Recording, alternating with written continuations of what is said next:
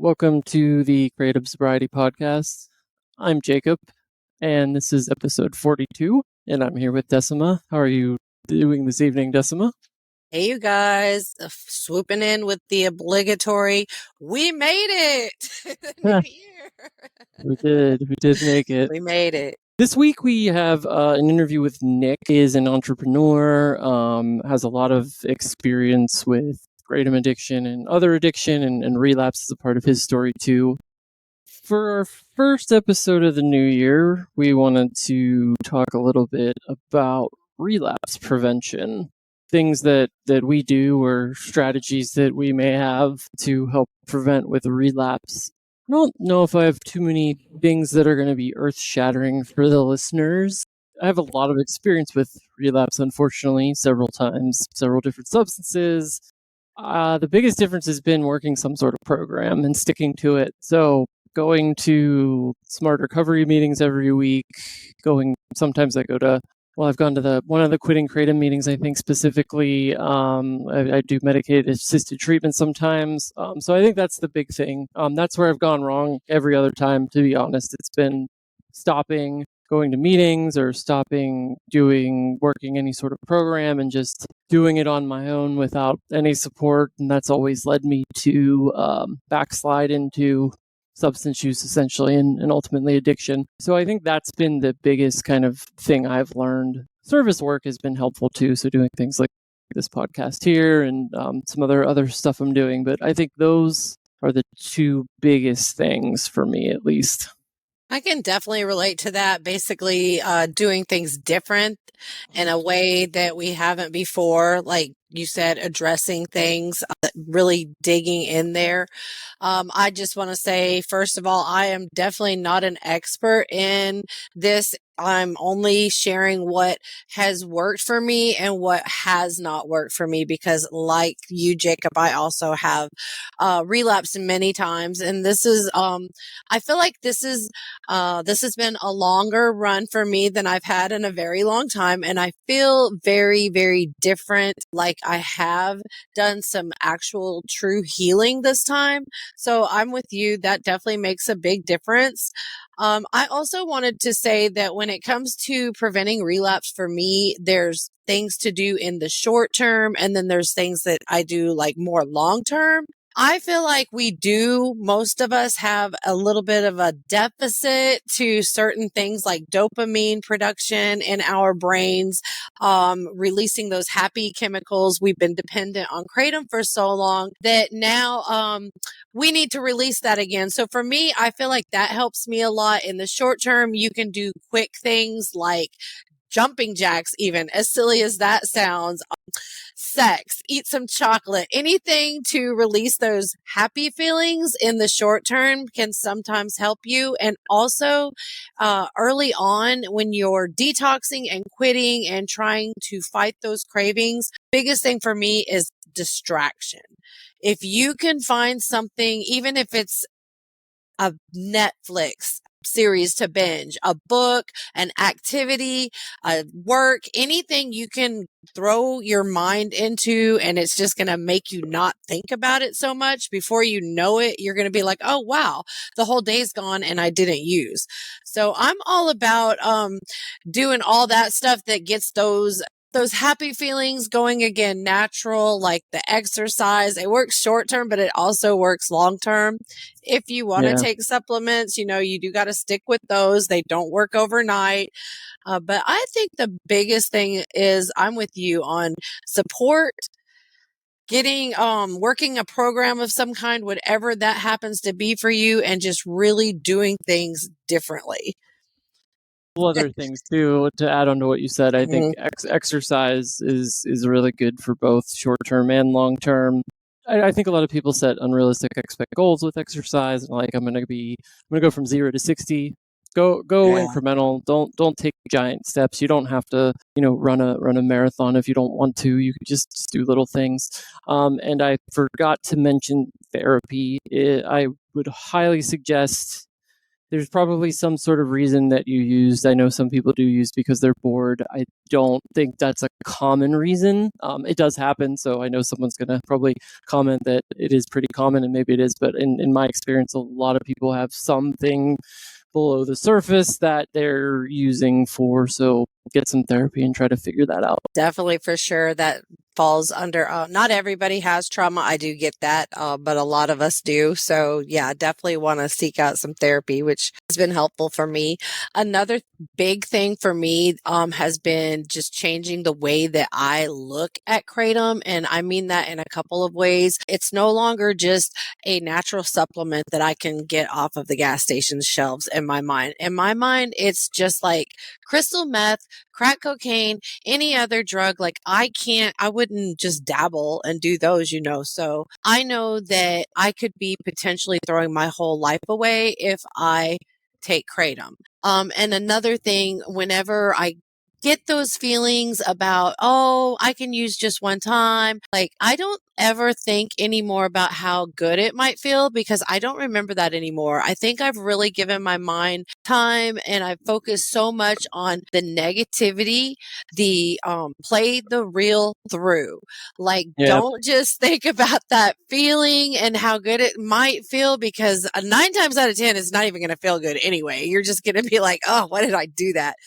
But play the reel all the way through, play the tape through. What happens after that? And then after that, and look at your sobriety as this precious, fragile thing. It is so valuable and it is worth so much. And like, it's so fragile, and the more precious it becomes, the more you want to protect it. And if you do relapse, you don't have to go weeks and weeks and months and years and years. So like, I know a lot of times it's easy to just say, screw it once you fall off the wagon for a day, but you can certainly, use that as a research experience. And I know some people that even do day counting that, if they have a 1-day relapse, they might not even reset their days. That's something, you do what works best for you. I think there's a lot of good stuff you can think about there before, if you're at risk for relapse or whatever might be going through your head. Oh, I was just going to say, I think most importantly is if you're looking ahead and planning ahead and have a plan, like you're already ready ahead of the game. So whatever that plan is, have a plan. That way, when you encounter that inevitable, we're all going to, become complacent and it's going to sneak up on us. So just have that plan and be ready. Have somebody call whatever that plan is. Yeah, exactly. Accountability. If you haven't told anybody and this is your secret addiction, I would probably tell somebody because eventually you'll need some help. Absolutely. Yeah, on to the interview with Nick.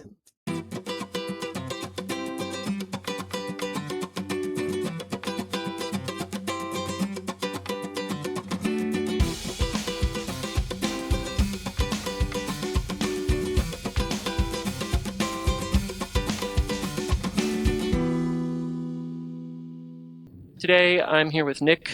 Nick, how are you doing this evening? I'm doing great. And yourself? I'm doing great too. Thank you for asking. So Nick, how would you introduce yourself to a stranger you met on the street? Things like, how old you are, you have a family, where do you live, what do you do for fun, whatever you want to tell the audience about yourself. Sure. I am a 36-year-old San Diego native who's been in Utah for about a decade. I am a entrepreneur. I'm a restaurateur. I define myself actively as a Kratom addict in active recovery. I'm pretty health focused. I love nutrition and wellness, and I like to write. I'm super passionate about food, and I'm pretty mellow individual who suffers from a severe case of attention deficit hyperactivity disorder. The entrepreneurship's really cool, so I think about doing that. Then I know how many hours you guys work, and then I think about just keeping and staying with working for a company. But that's cool. Utah's fun too. I'm a big snowboarder, so been out there a couple times. Always enjoy it.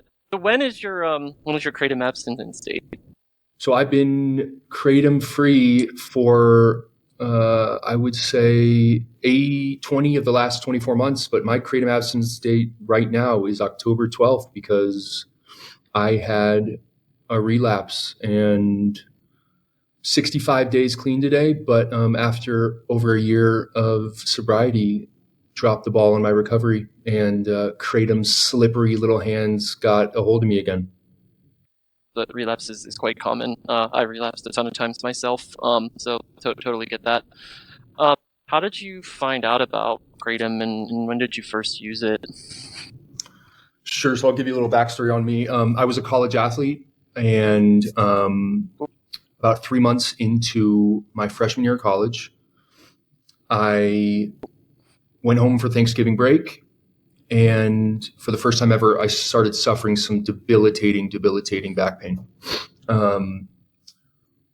We had a pretty intensive D1 program at our school where we had all the resources at our disposal, and our team doctor, this is opioid epidemic, kind of that spotlight being shown on everything that we know now. He was handing out prescription painkillers like it was candy.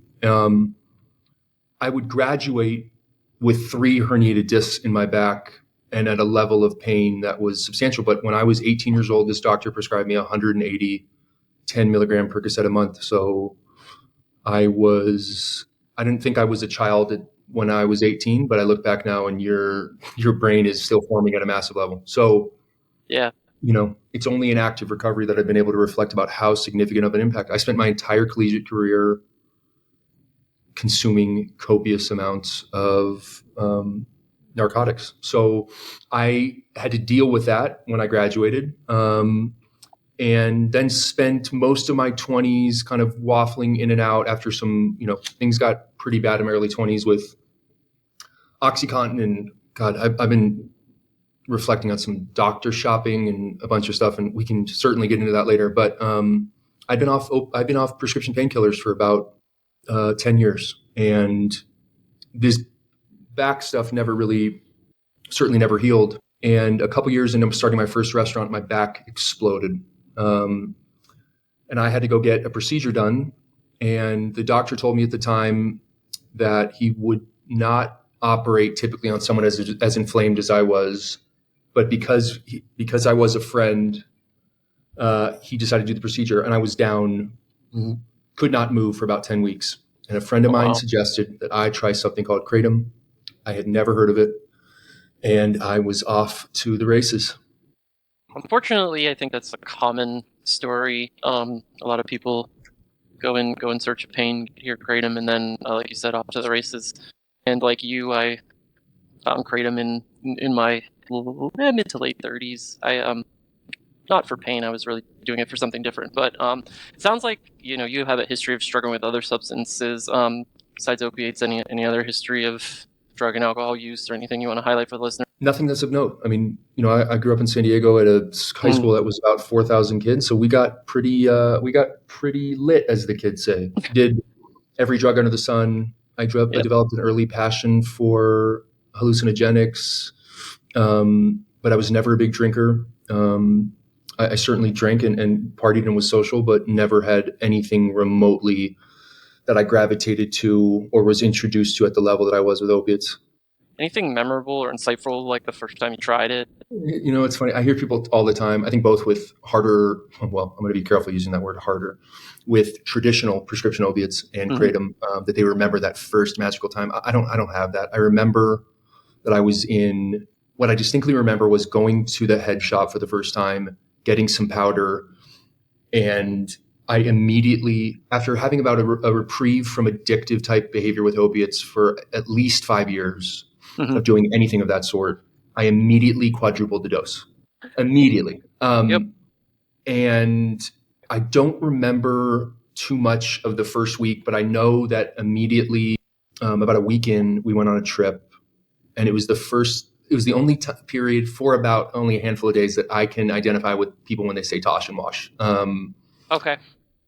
Grapefruit juice, orange juice, doing it in front of everybody. Nobody had any idea what it was. I wasn't ashamed to be doing it at the time, frankly. And that was my first foray into Kratom. I still don't remember when that accelerated. I think I was certainly immediately thrown into this environment where I was going to the head shop consistently, and all of a sudden they know my name. And I think the first head shop of 10 that I would become regular in. Girl tells me, why don't you try one of these extract shots? And from there, as so many stories go in the Kratom arena, I was taking things up to a level that I could not have imagined.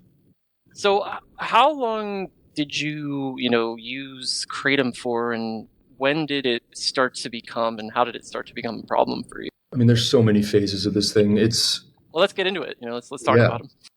So at the time, I'm married.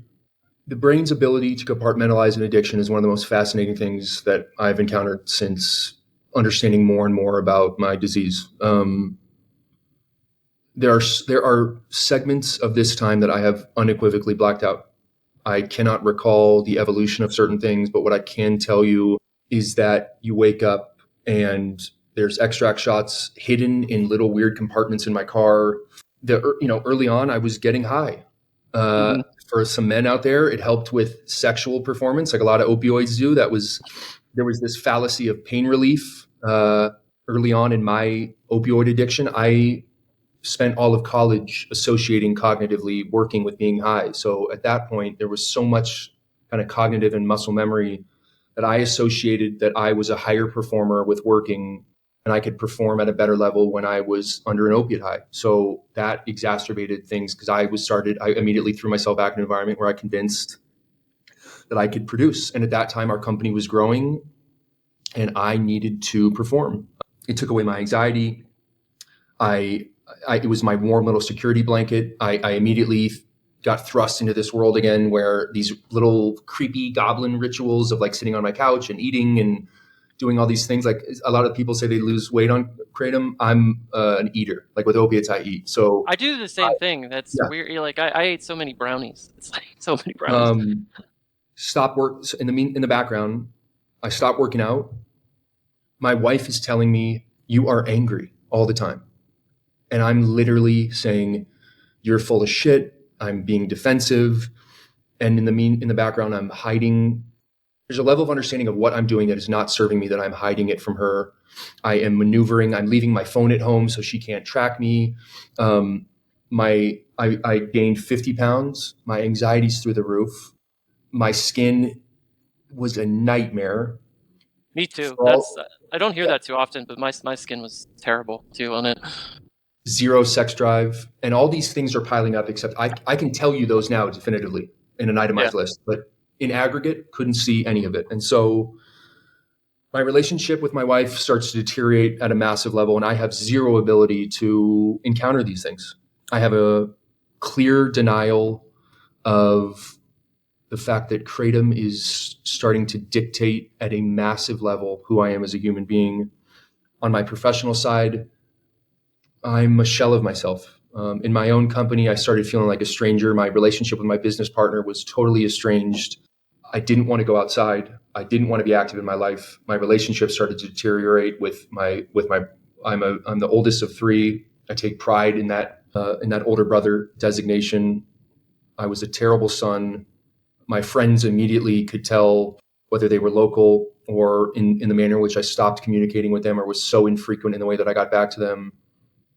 And I lost everything that made me. And that went on for years. And it is truly frightening that our brain can compartmentalize our ability to see the entire picture or to see the whole. Because if we would be horrified. And I think that's the addiction's greatest defense mechanism. Yeah, that is a very, very eloquent and very, it's very sad, but it's very true. I experienced a lot of probably all the same things you mentioned in the 3 years that I was severely addicted to Kratom extract. And I've even said this, like maybe Kratom is like a light version of opiates. But when I look back on being addicted to Oxycontin and being addicted to Kratom, I don't see any difference anymore. They're Absolutely basically the exact same thing to me. So it kind of upsets me when I see the American Kratom Association and others arguing that Kratom should be regulated as a food and not a drug. It's just insane. But anyway, I don't want to go there right now. What made you? So you go through all that. And as you said, it went on for years. What was the thing that finally got you to the point where you knew you had to quit? As an aside, Jacob, I'll go there today if you want. If Please, you want me to go there, yes, go I'll ahead. go there. We can get into all that a lot later. Yep, let's do it. Again, I couldn't give you a clear timeline. I would tell you Okay. my marriage was deteriorating from the inside out. I really couldn't have felt more dismayed with the way that all of a sudden I woke up one day and my life had kind of just crumbled in the way that, again, there's no DUIs. I didn't kill anybody. There's no overdoses. Kratom is a slow acid drip in your life that is just slowly deteriorating, but the drips are small enough that you can't see it as it's happening. And then all of a sudden you blink and it's 2 years later, it's 5 years later, it's 10 years later. And you're like, I don't even know who this person is. I think you said earlier, like you weren't there for it. You're not there, an active participant in your life. So I certainly reached a level of cognition where I knew this was a huge problem. And I had utter conviction to quit and had many moments where I thought I had the capacity to do it on my own. I wasn't remotely as in tune with what the mechanisms that were taking place inside my mind at the time as I am now, as in tune with the habitual nature of my addiction. But I did get to a point where I had a little bit of a reprieve and would stack, consecutive weeks and months together. A moment I will never forget. My parents moved to Utah a handful of years ago from San Diego. My mom and I are very close. I went in to go check in on her one day. My dad, who is one of the greatest humans I've ever met, he's sitting on the back porch. I walk outside. This is at a pretty good clip for me, that phase of my life in the grand scheme of the last couple of years. He's reading the paper. I'm literally just there to check in on my mom. He looks up at me. He says, "How you doing, bud?" And this guttural surge of the most overwhelming, all-consuming feeling came out of me, and I just spewed out, "I want to die." I didn't intend to say it. I hadn't felt any different way that day, but something inside of me I felt exposed. And the look on his face was a byproduct of the fact that he had seen me kind of waste away with the facade of a growing, really successful business and this, that, and the other. And he said, "Can I come over tonight?" And I said, yes. And by the time he got over an hour later, I said, "I need to check myself into treatment right now. I have zero ability to handle this on my own. I thought this was going to be over 6 months ago. And despite my best efforts, I clearly have zero ability or I do not have the tools or the skill set to handle this on my own." And so we had a discussion about the fear I had about telling my business partner, which is, looking back, is such a facade. The fact that someone you work in tandem with and are growing a company, that they can't see what's going on in the background, despite not knowing the specifics. And he begged me to just tell him that next day. And I did. And I sat in front of our executive team crying. And I said, "I've got to go away right now." At our team meeting that next day, I had made a contact in the background with a local recovery group here and the owner of a facility, and I checked in for 30-day treatment. This is where this drug will take you if you let it. It's not benign. It can be very, very addictive, and as you're hearing from Nick, this is where it'll take you. I talked about this a little bit on my interview, and I've said it a couple other times too, but I never got into this level of detail. I've been through severe opiate withdrawals. I've been through, multi-day cocaine binges and horrible come downs, trying to get out of and trying to drink yourself out of it. I've been through multiple years of terrible alcohol addiction, all kinds of other shit war stories on drugs, if we want to talk about that. And the one thing that made me suicidal for the first time was this plant. I literally, it was the reason why I honestly went and got medicated assisted treatment. I'd relapsed 10 times in a row over a 2-year period. I couldn't stop. And I would get, a couple days into those cold turkey withdrawals, and I just wanted to kill myself. So I've definitely been there, and it's the worst feeling in the world. But second thing I want to highlight is bravery for being able to do that. I see people online all the time saying, I can't put my life on hold. I can't do this. I can't do that. Like, it's scary. It's hard. But if you need to do something to get yourself out of a situation that you feel like there is no other way to get out of it, then do whatever you need to do. your kids will be there when you get back. Your family will understand. Your business partner will understand. And if they don't, you'll find another one. Because otherwise, if you don't know what's going to happen. It's not going to get better. It's only going to get worse. Amen. So you do the 30 days of treatment. How did it go from there? So I had for all of you who are scared to go to treatment for any form of substance abuse, I cannot recommend it more for a multitude of reasons. I had an incredible experience. It was, the last couple of years, as anyone knows, was exhausting. And to get a reprieve, to have a chance to better understand the dynamics of what was going on inside me was such a welcome opportunity. But this is Kratom in a nutshell. A week before I got out, unbelievable experience. I am growing. I am learning. Everything that I wanted to start putting in place and the clarity that I was gaining. A week before I got out, I flipped it in my head that I wanted to use Kratom one more time. That's how powerful. That is how powerful Kratom is. Yeah, it's insidious. If you had seen me, I was the gold star student in there, and I meant it, and I was in there. But I made that decision, and once that thought got into my head, I knew it was over. So I had dabbled with Vivitrol a little bit, and due to lack of convictions that, again, I want to get into later, I had known the benefits of getting on Vivitrol. So I scheduled a shot specifically with my addict brain to have one night where I could use, and then I just want one more taste of the sludge before I get on Vivitrol the next day. And so I did. I immediately went and started dabbling into the recovery communities. And I would tell you, at every juncture on the recovery journey for me, I thought that I was seeing the whole picture.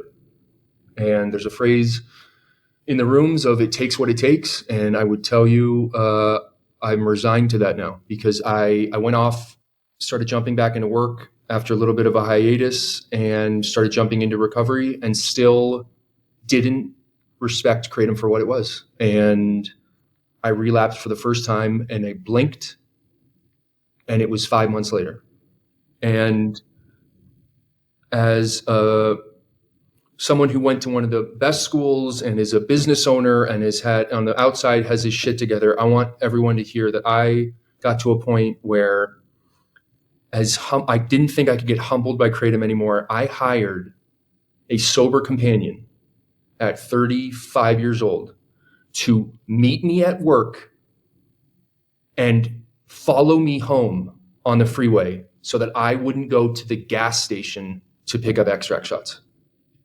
For an ungodly amount of money, I hired a babysitter at 35 years old, because even after going to treatment, even after suffering, even after going through a divorce, almost losing my own company, Kratom still had that hold on me. And the sober companion didn't even work. I had made some, it's unbelievable. It's crazy how that's crazy. But I got to a point where, after seeing the sober companion walk out of my house, after that, another night of him walking in the door, if he wasn't able to connect with me before I got home, and me looking up at him and saying, I already used.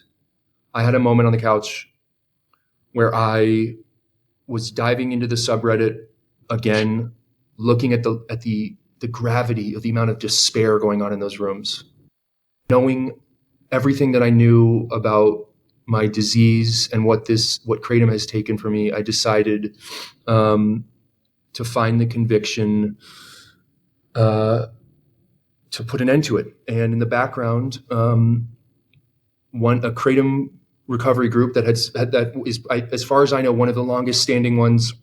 Someone reached out to me from the subreddit, and I joined a community, and it gave me for the first time such an unbelievable sense of belonging.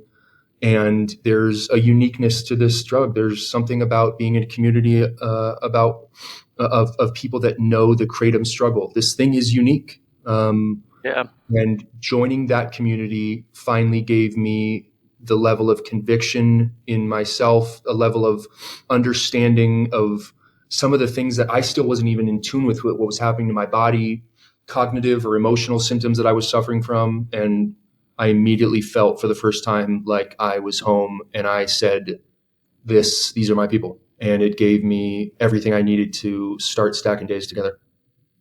That's amazing. I've had the pleasure of navigating this enough times where I've experienced it from a lot of different angles. I've had helper meds. I've had nothing. Anyone knows, if you've gone through Kratom withdrawals, that there's a lot of unique dynamics that a lot of people suffer. I would say unequivocally, the not sleeping thing is worst. So catastrophic and so awful. It's a hell I wouldn't wish on my worst enemy. I had some unique pieces of the way that I use. I hear people all the time saying that they would vomit.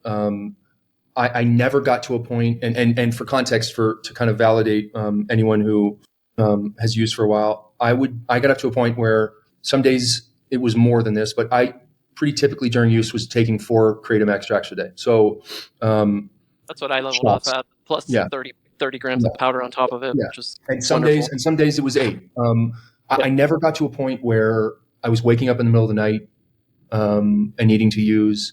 I used almost exclusively at night. Obviously, as an addict, I found ways to kind of get around that, but I didn't. Mm-hmm. I wanted a reprieve when I got home from work. That was Kratom for me. Dosing huge doses. So I had a pretty heavy, 60, 80 gram a day, usage by the time that I was quitting. And the first couple of days are a nightmare. I would say like day 2, you start really encountering some things. And I think that's the first night you're really at jeopardy of not sleeping. Day 2, 3, and 4, I think in aggregate are the worst 72 hours I've ever experienced. And it's something where you just have to find the conviction. I would tell you, I've relapsed on day 2 a zillion times when trying to quit. Same. That and weeks 2 and 3 were where I always went wrong because I was over the mental, or I was over the physical, and then the mental shit just would never end. I've gone through, by the time that I first quit opiates, oxycodone, Oxycontin, Vicodin and Percocet, all of it, bowel stuff, night sweats, all that kind of stuff. Kratom has more unique elements to it that, as everyone says on the pod, the cognitive and anxiety-ridden parts of it are such a unique, demonizing component to this. It feels like there's a humanity associated to it, like a human element that is literally trying to drag you down. And yes, it makes it worse. It's a nightmare. It's no doubt about it. It's a nightmare. For most people, I would say the lack of sleep is where you start to break. And I have a lot of suggestions about how I think people should deal with this globally, but I think the hot baths are something that I started using.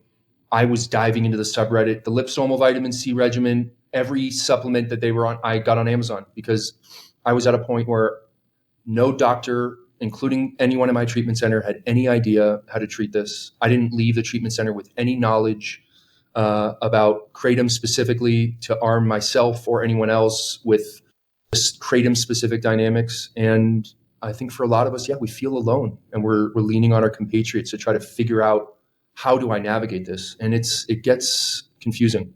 A lot of what you said is similar to what I felt like. For me, the lack of sleep was the worst, second only to the restless leg syndrome or the restless arm syndrome, which essentially caused the lack of sleep for me mostly. And it was a nightmare. And the baths helped. Tried some of the supplements too, with varying degrees of success. Never did the vitamin C thing right, I don't think, but I hear a lot of good things about that. The more and more people I talk to, the more and more I just think Kratom is, it's a partial opiate agonist, but it's no different than any other opiate, except for the fact that it's got, like you said, that unique mental hell to it. That's its own uniqueness, and that's why I've said this. I was up to taking about 150 milligrams of oxy a day at one point. That was physical hell on earth, but was over faster than Kratom withdrawals, and it didn't have the mental part, and that's why for me, Kratom withdrawals were worse. And I've said that on multiple forums, and a lot of people in the pro Kratom camps don't seem to believe it, but it's my experience and it's true. For me, maybe I know some other people have had opposite experience, and but we're all a little bit different. And you're right, like it's at least it's getting better, and there are more and more people that have gone through this now, but it can be a lonely road because with alcohol and opiates and cocaine and meth, everybody knows about those. Everybody knows somebody that's been addicted to those. With this substance, it's novel. It's it's sold everywhere, so people just don't seem to take it as seriously, and it can be a serious beast. I'm so tired. I'm so tired. It's so inherent in like the way that we are. Like the internet has made this kind of thing so prevalent. I'm so tired of people comparing it. I'm so sick of people invalidating it. If anything in my world, if there's an individual that learns about my story, whether they're using or they're just curious about it, I pick up my phone and I go read this subreddit for 5 minutes. Scroll down, and if you spend 90 seconds on there, there's a 50% chance you're going to see someone who was a hardcore heroin addict who says, I'm contemplating going back on heroin to get off Kratom. And at that point, it's like the comparison piece of it to me is one of the troubling parts about the lack of validation of what this is. So many of us get stuck in this because of the lack of knowledge. And like you said, it is growing, but this thing is a nightmare, and it should be treated as a nightmare, and it should be treated seriously. And you should do everything you possibly can to understand that this is as serious as anything else, and it has the capacity to destroy your life just the same. Yeah, 100%. And that's my biggest beef about the whole pro side of the argument. It's not that, like, I don't think that adults should be in prison for any sort of drug, including fentanyl and heroin, to be honest with you. Like, I don't think prohibition works. At the same time, I think that with any other drug, like, you go into that experience with the knowledge that it can end poorly. Like, the first time I did Oxycontin, I knew that it was an opiate, and I knew that it had a serious potential for addiction. I thought I was special and I would be different, but a lot of young people and people in general think that. Same with alcohol. Like, I knew that I come from a family of alcoholics, and I've seen uncles drink themselves to near death and all of that stuff. So, like, this is a long-winded way to say, like, with most substances, you are presented with the knowledge of the consequences that can happen. There is a minimization of this substance that is really, I think, problematic. And I don't think that shouting down anybody's negative experience with this plant is the way, if you're an advocate for it, is the way you keep it safe and legal. Budweiser doesn't go into the rooms of AA and yell at people, I mean, but that's sort of what is happening with a lot of the Kratom community. They're just attacking people, and when we get mad and attack back, they call us unhinged, and it's annoying. It's just getting really old. I crossed the threshold over the last couple of months where I don't have any need to be PC about this. I was very careful early on about the whole argument that Kratom is helping people. There are things that are unquestionable. There's a reality that if you are a heroin addict and your life is in danger and you replace it with Kratom, your chances of survival or your risk is drastically diminished. But the way things are now, the lack of regulation, the limited amount of understanding, the prohibitive costs, and the fact that you cannot argue the following with me. If you are part of the slim piece of the population that is able to take Kratom at a level in which it benefits you from one of the myriad of things that people say that it assists them with, and you are able to not accelerate your dose, if anything were to happen to you in the future at any juncture for any reason where you have consistently taken Kratom and you decide to stop, you are going to suffer drastic consequences. That is not up for debate. It is not. Yep. Or you are going to have to go through a taper that is orchestrated at a length and duration and with a diligence so that you are preventing your body from incurring some drastic ramifications as a result of consuming this substance. And if somehow we're going to weasel our way into saying that that is something that should be consumed, if there is any alternative, I'm not here for it anymore. I can't do it. Me either. Yeah, I mean, you're spot on with all of that. And the other thing I'll say two things. One, there are treatments for opiate use disorder that are proven. People shit on Suboxone, people shit on methadone. Are they maybe the best treatments out there? I don't know. I'm not a doctor, but I don't think there's a big pharma conspiracy that puts those drugs and says they are bad, Kratom is good. That seems to be a logical fallacy that is made. The second point is I have yet to meet anybody that has switched from any opiate to Kratom that has come off of it in real life or online. I have yet to meet anybody that has switched over, and I know people have, so I'm sure someone's going to comment that they did it. I know they have, and I'm happy if you've done that and you're clean, whatever it takes. If you're off of it and everything, great. But I agree there's a YouTuber, Dr. B, addiction specialist. I agree with him. You can use Kratom to treat opiate use disorder. You should never use Kratom to treat opiate use disorder because we don't know what the safe dosage is. We just don't. There's speculation on what the quote safe dosage is. And like you said, you're treating your own opiate use disorder when there's opiate use disorder drugs out there. If you feel like you need maintenance, go get on opiate maintenance. I don't want to say it's not that big of a deal because it is a big deal and it's a serious thing to do. But like if you are struggling with opiates, there's help out there. You don't need to go get on Kratom. I couldn't agree more. And listen, I wanted to go on this podcast because I'm honored to be a part of this community.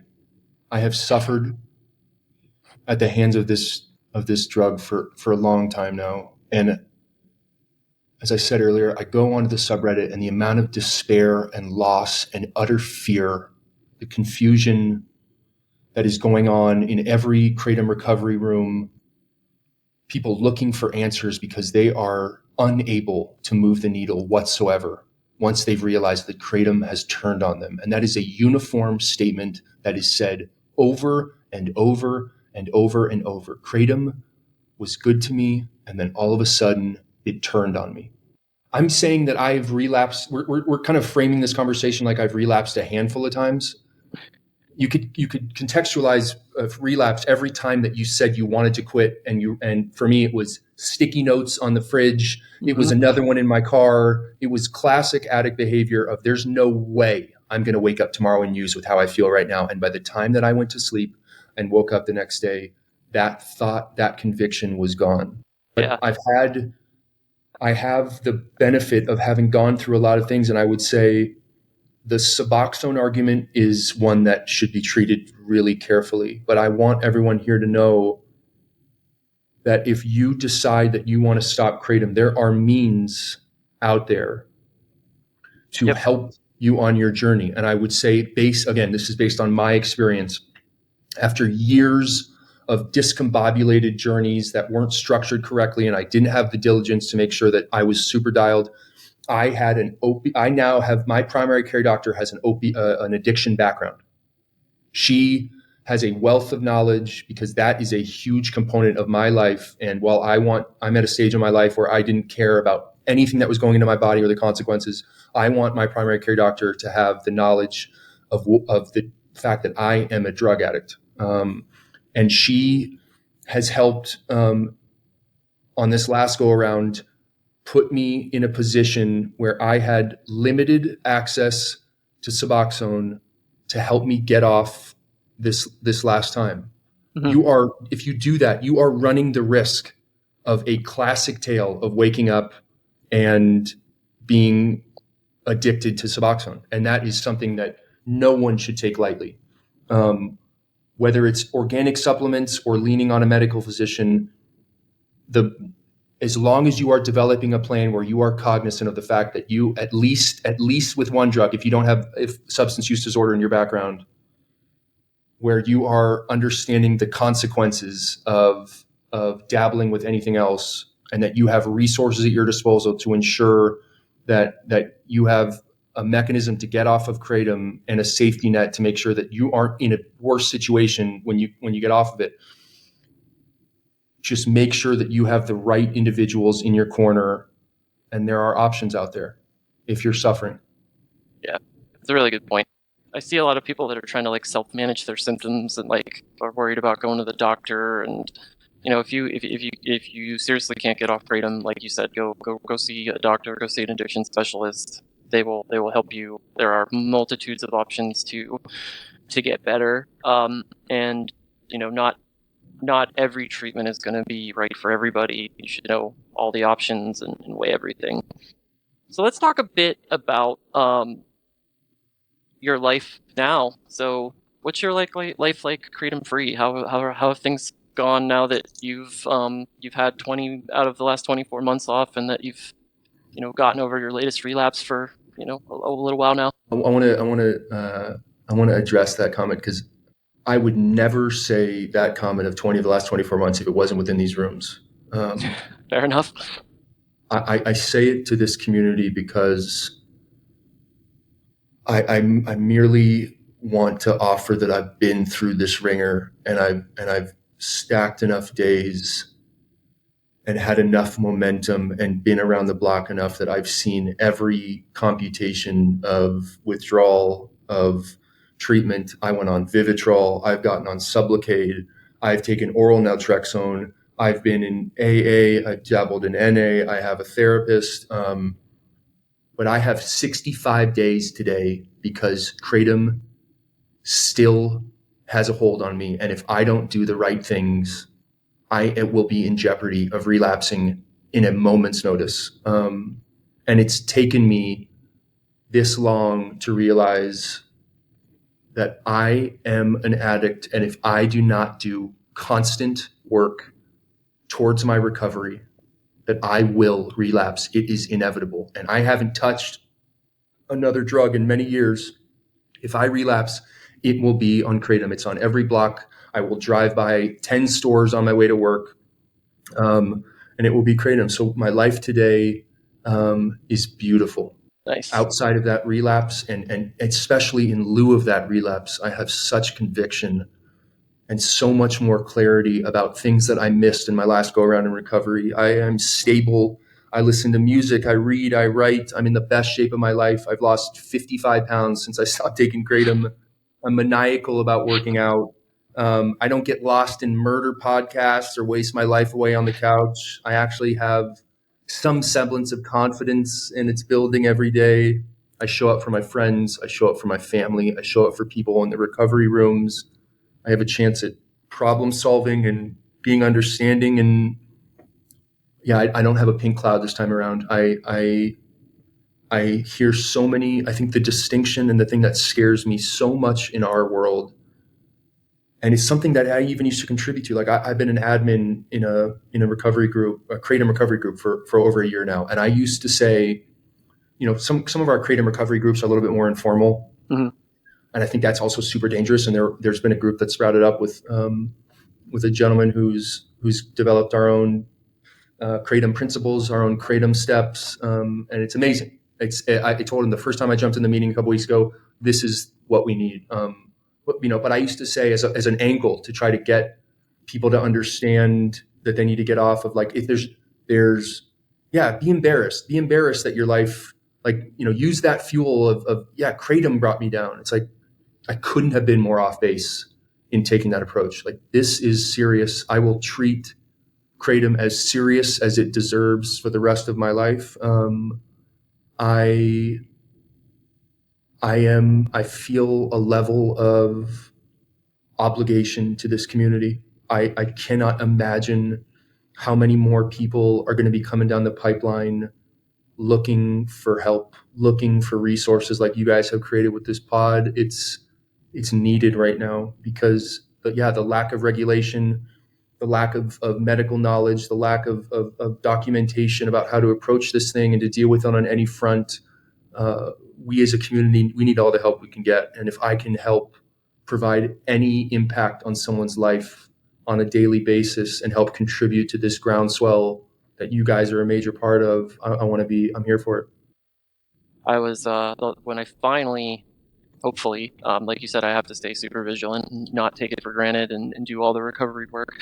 When I finally got through my last relapse, and I saw that there was a podcast for this, I felt a lot less alone. And being in some of the specific Kratom recovery groups, and I moderate one myself, it's been very rewarding. But I see the same stories a lot. And you're right, the spotty and lack of regulations in a lot of places, makes it easy and accessible, and it's just feeding a whole new bunch of addiction, unfortunately. What would be your best advice to someone who is getting ready to quit Kratom? I've got a lot. All right, let's hear it. Kratom doesn't care about you. Kratom, if it has not already, it will turn on you. I think the worst part of this drug, as I kind of touched on earlier, is the fact that it's a slow burn. For most of us, nothing shocking is going to present itself. The symptoms are pretty mild as you get going. If there's any inkling, if you've ever found yourself in a room for quitting Kratom, if you're listening to this podcast, you got to get off. You got to get off immediately. For me, I am motivated by the amount of time that I wasted. And I would urge everyone to consider that first and foremost as you're looking to kind of galvanize yourself to get going.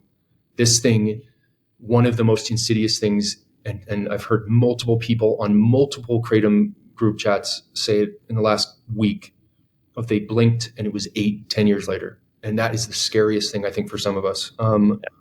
We only have one life here. And don't allow yourself to let any more time pass you by. So, like, one, tell somebody. Tell as many people as you are comfortable with that you have a problem. Whether they have any familiarity or any context for what's going on, tell someone immediately so you are not suffering alone.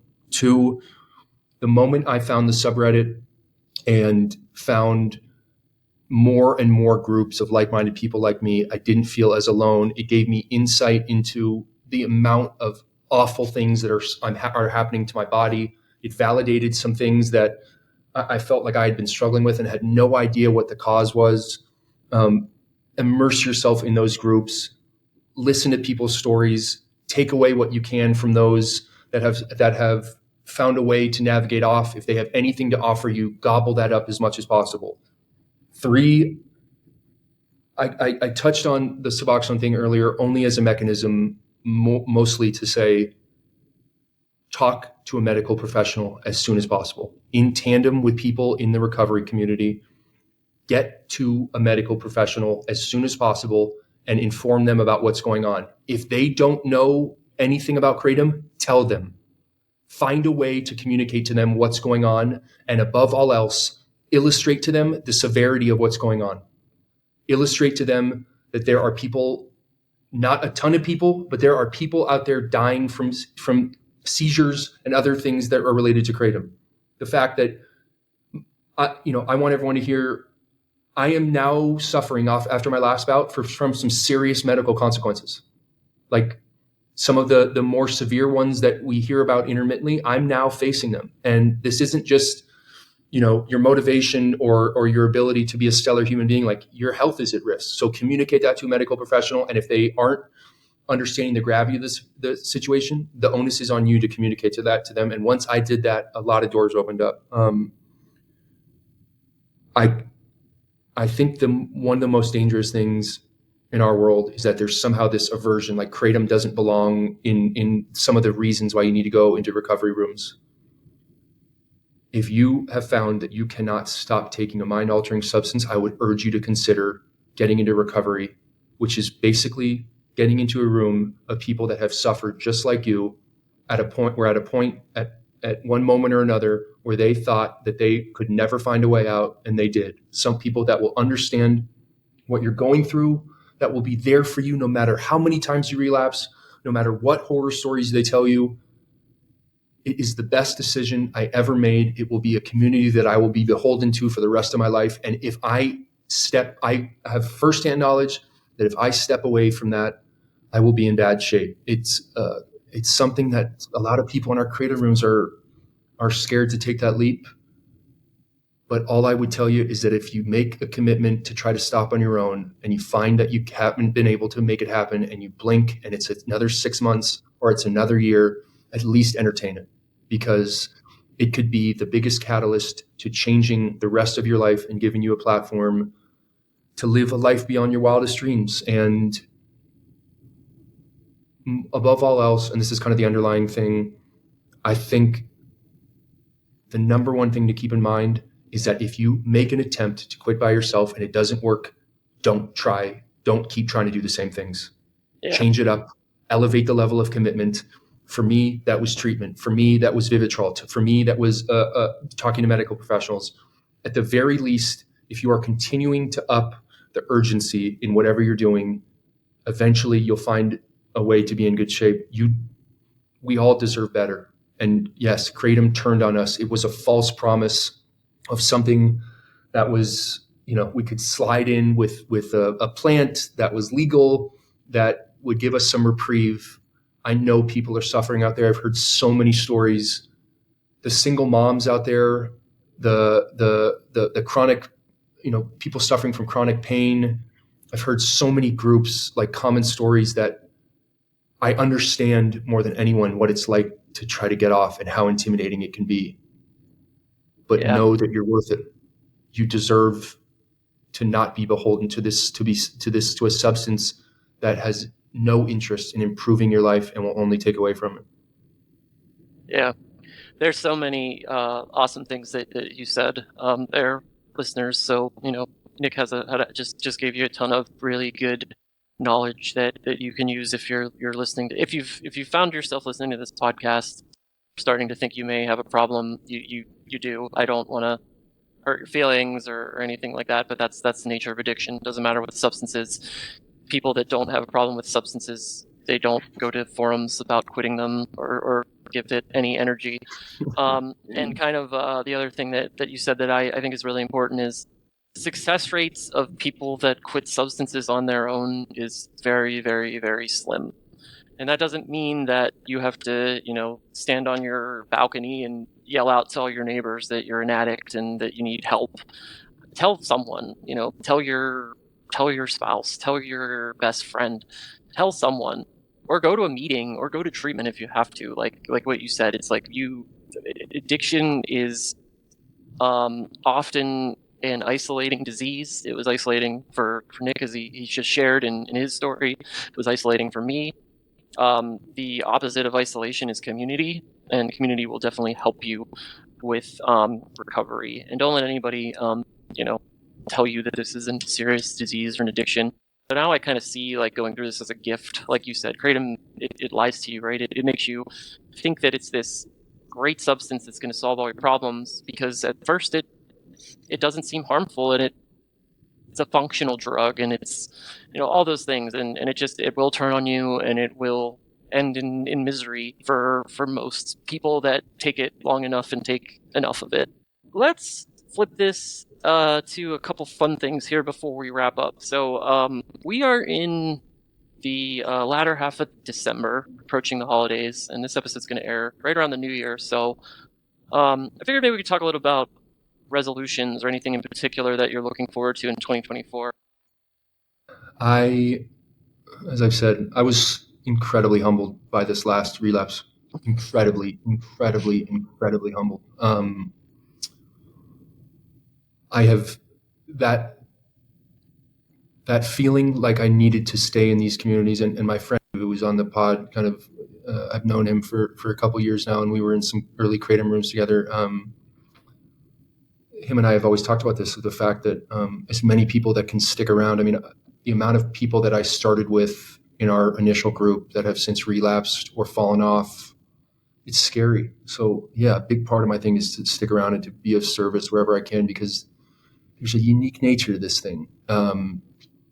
you're catching at a time where, yeah, I'm fired up. I'm not dealing with any of the BS of any haters. I would say, like, I was thinking about another colleague of mine in Kratom recovery. He was on a podcast of one of the biggest, this guy had one of the biggest pro Kratom channels.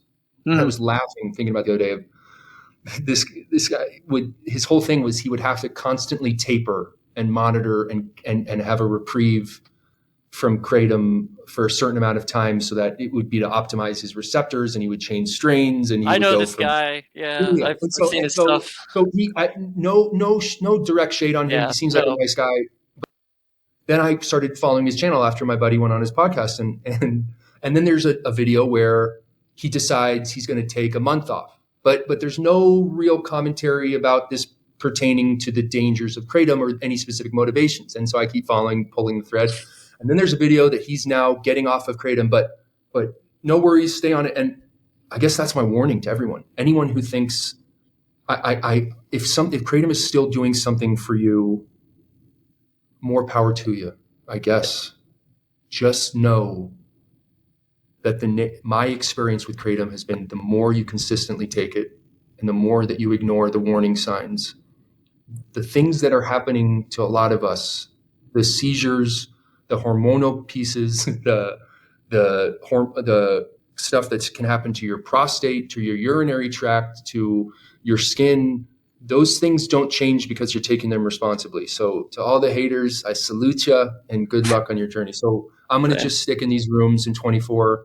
I'm going to try to be a resource to anyone who is ready to help, who is looking for more information, who I can offer assistance to. I'm going to continue to try to elevate the things that I'm doing that I couldn't do on Kratom, which is treating my body with as much respect as I can with the things I put into it, with not only my dietary plan, but my fitness regimen. I want to start sponsoring people in 24.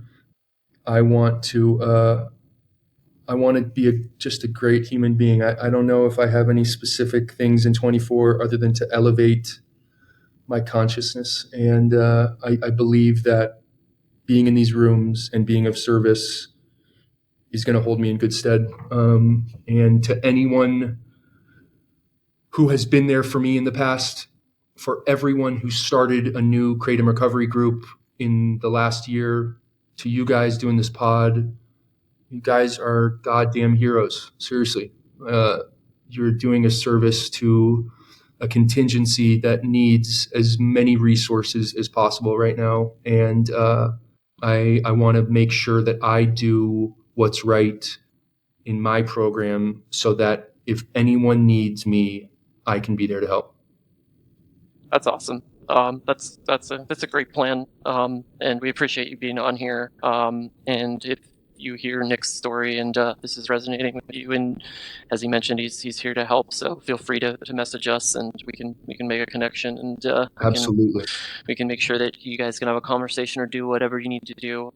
There's a lot of people in the pro Kratom group that say things like follow the science.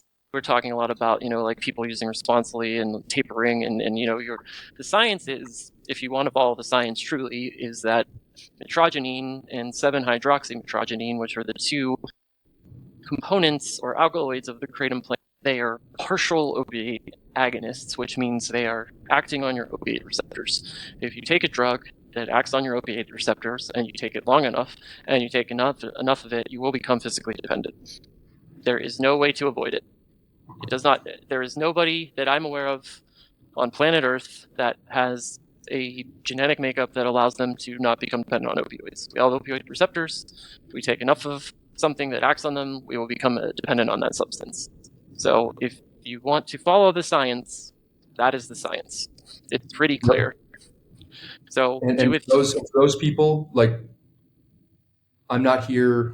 You and I aren't here for those. We're not here for those people. We're here for anyone who has reached a juncture in their life where they're like, I am being robbed of my humanity.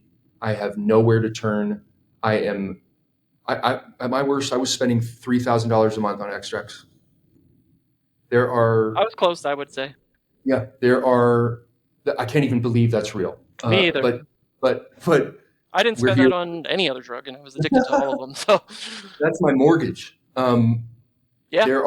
There are people if there are people out there that have reached a juncture where they are ready to quit, where they have an understanding that they are suffering, you can let the proponent people continue to consume it, and we'll wish them the best.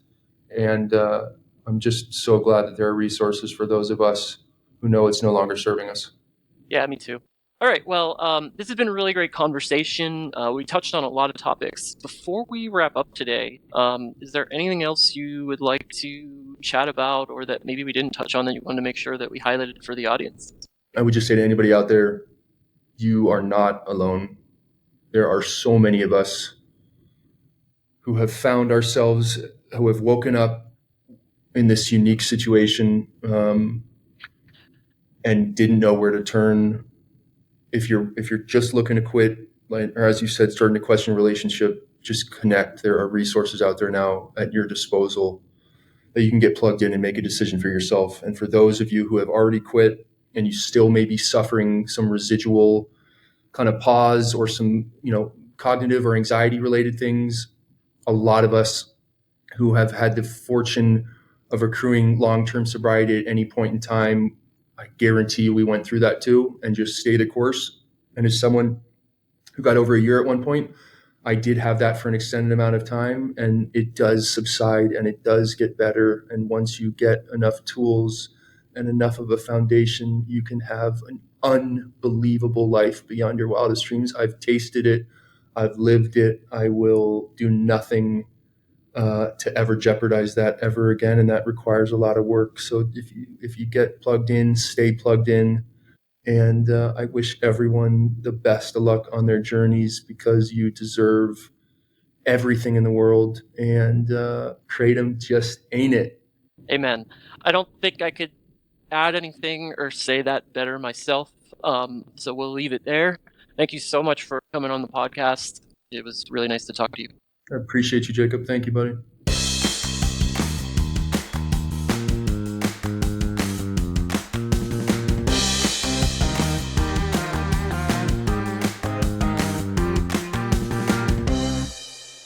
Welcome to this week's Kratom in the headlines. Atmore woman raises thousands online after Kratom arrest draws national attention. Alabama woman was released from jail nearly 9 months after being arrested with Kratom. Since the arrest, supporters nationwide have raised thousands of dollars to help pay her bail. Shayna, 34, of Atmore, Alabama, is charged with trafficking synthetic drugs. This is a Class A felony, which means she could be facing life in prison. Found to be in possession of Kratom, which is illegal in Alabama and only 5 other states. She had 250 grams of Kratom, which is enough to be considered trafficking. Kratom has been illegal in Alabama since 2016. This arrest has prompted Kratom advocates and supporters of Brown to launch a fight to make Kratom legal again in Alabama. They're stating that Kratom saves lives, while others are arguing that Kratom is harmful and even deadly. Regardless of where people stand in this ongoing argument, many from both sides believe that a $1 million bond for 250 grams of Kratom is excessive. As hosts of this podcast, we do not take a public stance on whether or not we believe Kratom should be made legal or not. And while this may not be the most popular opinion, we are also not supporters of addicts being locked up for drugs. We believe there are better ways of addressing addiction and crime, but we'll save that for another episode. Having said all of that, I do have personal opinions. First of all, I just have to say 250 grams is what? A little less than 9 ounces. I am here to tell you I have had that amount or even more in my cabinet many times during my Kratom use. Now, I will say I live in a state where Kratom is not illegal. So, obviously, it's not the same situation, but I'm saying that to say that it's not uncommon or unheard of for a person to have that amount of kratom for personal use. So for her to be charged with trafficking to me is a bit extreme. Especially if, let's face it, if she's having to hoard it in an illegal state in order to support her kratom habit or her use. So I do get that. I actually live in Mississippi and Alabama is only 15 minutes away. I live that close to the state line. In fact, my mother lives in Alabama. She lives in Mobile and I visit her there often. When I was on Kratom and I would visit her, there was a concern for me as a Kratom addict and user having to cross those state lines with Kratom. It did feel kind of crazy that something I could buy in a gas station a few blocks from my house was suddenly a felony the minute that I crossed that state line. So it is weird to say the least, in my opinion. It's different. It's not usual for somebody to live that close to the state line and have to experience those extremes. So to think that I myself could have been in the same shoes as this person at any given time, it just makes me that much more grateful that I no longer have that concern. So I have a quote from Shayna that I do want to highlight because I found it interesting and relevant. Shayna states the following. It's just wrong to be locked up with a trafficking charge with a bond for $1 million, facing 10 years to life for trying to stay off drugs. Brown said, going out there and buying drugs off the street laced with fentanyl or whatever, and I mean, being in addiction for 21 years, you get tired of it. So she is basing her argument mostly on harm reduction, which we also do not promote since this is a podcast specifically about Kratom sobriety. However, we do not judge and we certainly are open to the possibility that there may be some validity to this approach for some people. The article does go on to discuss the arguments back and forth between the Kratom Consumer Protection Act and the FDA when it comes to the regulation of Kratom products and what that means for the future laws regarding the legality of Kratom in Alabama. Lieutenant Derek Lowry with the Escambia County Drug Task Force wants everyone to know of the dangerous side effects often associated with Kratom. And he reminds everyone in Alabama that if you get caught with it and you don't know about it, they're not going to give you a pass because you didn't know about it, he said. Quote, ignorance is not an excuse, unquote. Brown is scheduled for an arraignment on March 5th, 2024. She also has previous possession of methamphetamine charges in Escambia County and Monroe counties. She's considered innocent until proven guilty. And I also want to let you know that Escambia County does have a drug court and rehabilitation program for those who are struggling with addiction. To read more about the entire situation when it comes to this case in Alabama, Charlie's going to have the article linked below. Until then, keep it Kratom free.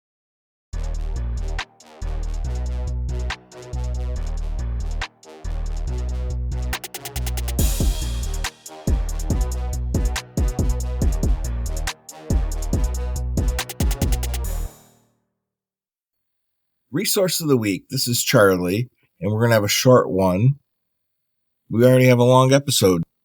I want to circle back first to something that Nick said in his interview. I reached out to him and I asked him what happened when he took Kratom and then the next day he went on the Vivitrol shot and it wasn't good.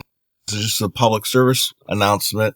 You need to be off like 7 days Kratom before you take an opiate blocker, or it will create precipitated withdrawals.